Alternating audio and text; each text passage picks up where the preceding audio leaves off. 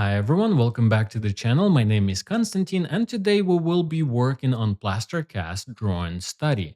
Throughout the history, working from sculptures has been one of the most fundamental major ways of learning how to draw. And for a good reason, because by working from cast, you learn how to accurately capture your proportions, how to model your form, but above everything else, you also absorb a little bit of a good taste. So by looking at this type of classical examples, you sort of develop a vision of how to look at nature and sort of transform nature into something that could potentially become art. So, with that, let's explore that whole idea of cast drawing together. And without further ado, let's go ahead and get started. So here I want to first of all to ask myself what sort of shape am I seeing in front? So it doesn't matter, it could be a figure, it could be a multi-figure composition, or it could be a still life, or it could be a teapot. I would still ask myself what sort of shapes am I seeing? And I would want to specifically capture exactly what I'm seeing. And that could be a really good start for anything else that comes after that. I consider it almost like making these good decisions at the beginning. It's almost like imagine you drive in the car and you take a couple of the right turns at the beginning, and that would work pretty well. But imagine if the very first turn on your journey when you drive in the car is the wrong turn. And then it almost doesn't matter for how long you'll continue driving in that direction, but you just will be moving further away from where you want to be. So here with this couple of shapes, I want to make sure that I'm capturing the likeness of the shapes that I'm seeing. So I'm looking at the shapes of light and dark. I'm looking at the overall silhouette. I'm looking at anything visual, to be honest, big or small. And I'm trying to capture it exactly as I'm seeing it. If you more of a beginner, I would recommend to start with the simpler subjects. So something extremely simple that you could easily capture, and then bit by bit sort of complicate your task a little bit. So notice how here I use some of the smaller shapes to see a little bit better some of the larger shapes.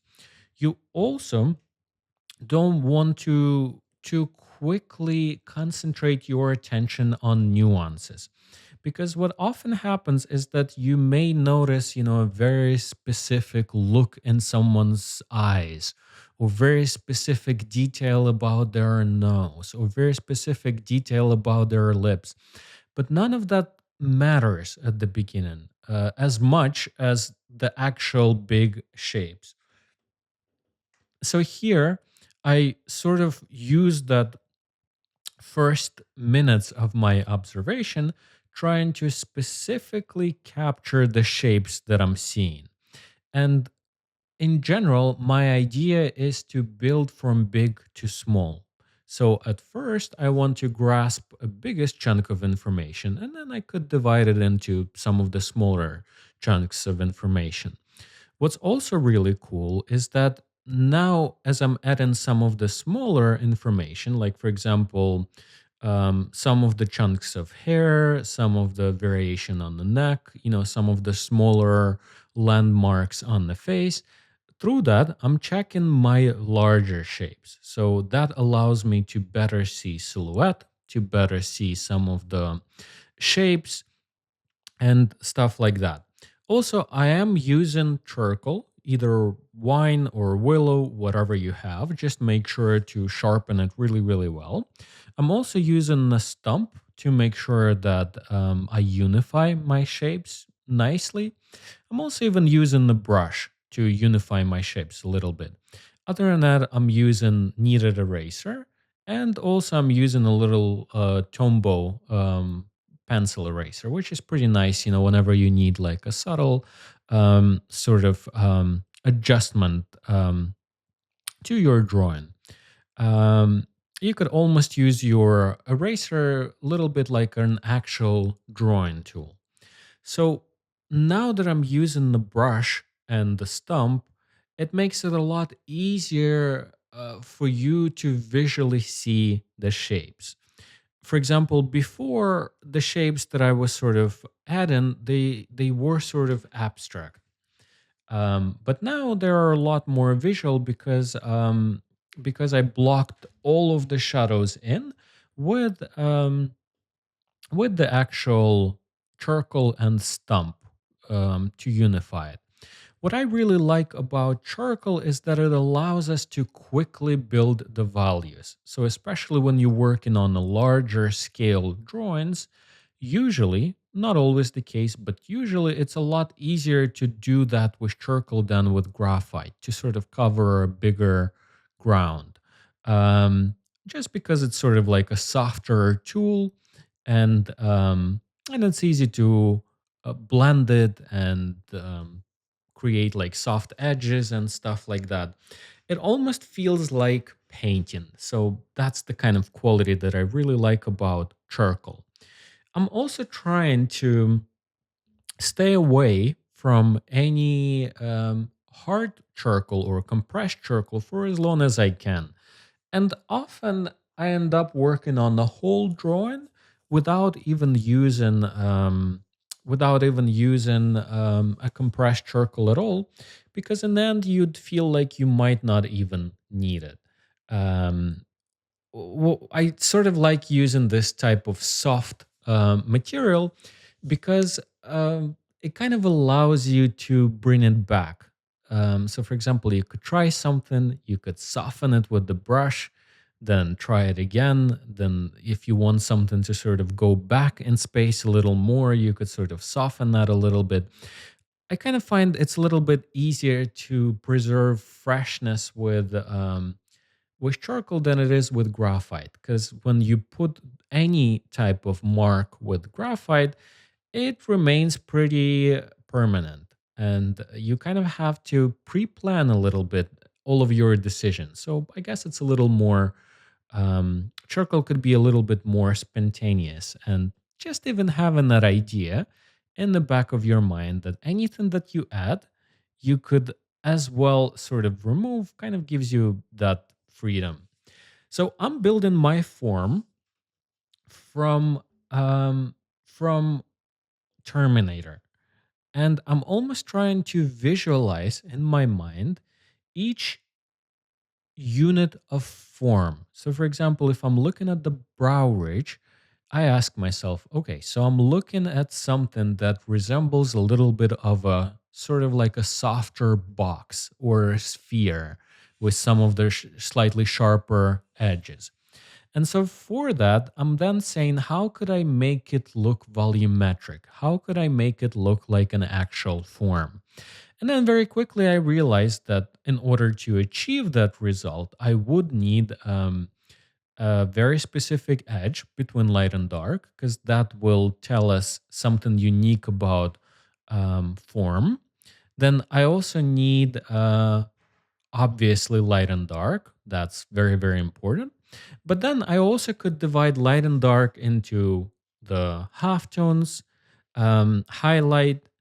Inside the shadow, I could find a little bit of the variation with the reflected light or some of the darker parts of the shadow. And all of those variations, they will then create something that will feel like form. Of course, you want to keep all of those variations very subtle so it doesn't break the flow of light and the flow of shadow. But nevertheless, through this type of variations, we create an form. So I'm almost trying to imagine that I am a sculptor, and the charcoal in my hand, it almost has to feel like a chisel or something that you use to create the form.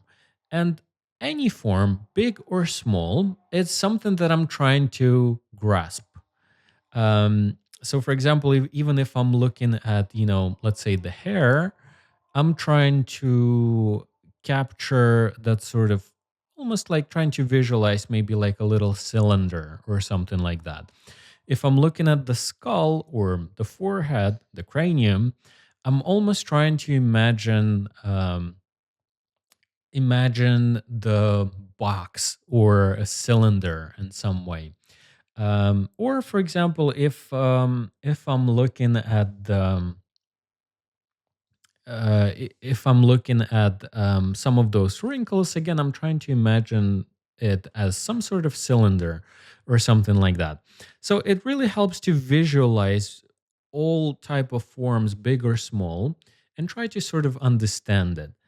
The drawing, in the end of the day, it's some sort of exploration of the form. So whatever that you learn here, you can then use that knowledge in your painting, and it would be 10 times easier for you to paint when your drawing skills are um, developed to a good stage. So drawing, it's almost like a direct way for us to learn. um, Also, something to keep in mind is that just like what we were saying at the beginning with our proportions, that we work from big to small. So you're trying to first capture the big shapes, then slightly smaller, then slightly smaller. The same idea applies to when you model the form. So, for example, if you're trying to work on the hair, before you do that, you first need to develop the forehead and the skull. So that way, the smaller shapes sit on top of the bigger form. So, for example, if you're working on any wrinkles on the nose, first you need to develop the skull in order to then put the nose on top of the skull. And then on top of the nose, you can put the wrinkles. So you trying to always remember that idea of working from big to small. Similar if you were to, let's say, work on the figure and build the form on the figure, you wouldn't start working on, let's say, arms or hands until you have a rib cage and the torso. Instead, you first would want to build the rib cage, the torso, and to that, you then could attach hands or legs and stuff like that. Or for example, if you before you attach the foot or the thigh, you first want to have a pelvis. So that sort of idea, it applies to anything you're working on. So again, if you were to draw the tree, it would make sense to first work on the trunk, the roots, and then attach, the branches to the root. Um, so same idea. You could see that I'm building the bigger forms of the skull, and then I'm attaching the smaller forms on top of that. So it nicely sitting on top of that. You could also choose what to complete little more and what to complete a little less. Because again, through that, you could create that feeling of the form even better. So you could almost emphasize the form a little more with that. So, for example, you could see that here I'm starting to build the form first with the front plane, with some of the planes that are closest to the viewer and the ones that sort of could make this whole form come forward. And then I'm not paying quite as much attention to some of the things that visually are little more behind. And it only makes sense because if I were to start working, like let's say with the ear or some of those shapes that are visually behind, it would be a little counterintuitive. Um, so um, you could see that, and by the way, we work in here. I think it's a sculpture of a Roman philosopher Seneca, one of the Stoic philosophers. And what you're seeing on the left, it's my drawing that I completed little more. So it's not the actual reference; it's just the later stage of my drawing. So it's kind of great to, if you go to the museum, to work from this type of casts from life or this type of sculptures. It's also great if you could have a couple of those at home or somewhere that you could work from. That's also pretty good. You could even use photographs as well. So if you could take some photographs in the museum or find some photographs, I think it could be helpful as well. But also, there is nothing like working from life. So if you have an actual cast, it's better because what you will see from life is different than what you would see from photographs. So it could help you to sort of see and understand the form a little bit better. Um, so here I am working on some of the smaller details. So again, now that the forehead and the skull working quite well, I am adding some of those smaller elements, some of those nuances. Because again, you could only go that far with general. I think where real magic happens is in the specific. So pretty soon you would just have to go into the nuances and really notice, how does this shape um, overlap in the forehead, or how does this sort of little piece of form slightly turn in towards the light, or how this sort of brow ridge wrapping around the skull. um, it's those nuances that really matter. So I would say that make sure that you try to get absolutely as close to what you are actually seeing. um, so for example, it's better to start with the simpler subject but get a lot closer to that subject, um, than to start with something that is a little sort of little too much, but then sort of simplified to the point that it becomes unrecognizable, or we're sort of largely missing the essence of what we're looking at. So I would say that, even if I'm sure many of you guys seen some of the parts of the face, when you've seen just an eye or just the nose or just lips, that could be also a good starting point, because by simplifying your subject, you concentrate on really understanding and completing what you're looking at, instead of trying to go after too many things at once and sort of ending up with not much in the end. So here, as you can see, I'm getting closer to some of those final stages, and it's becoming a lot more convincing. That's where sort of emotional impact, subtle sort of variations, that's where it also matters. So that's what I'm trying to capture here. Also, for those of you who got to this point, first of all, thank you so much for watching. I always appreciate that. I would appreciate it even more if you guys could subscribe and share the video. That would be great. And also write down the comment. Let me know, what has your experience been with cast? Did you ever approach it? If you did, how did it work out for you? If it was at any point something that impacted your work in a positive way, or maybe even in a negative way for your artistic career, let me know down in the comments below. I think that will be it for today. Thank you for joining, and you guys enjoy your weekend, and I'll see you again soon.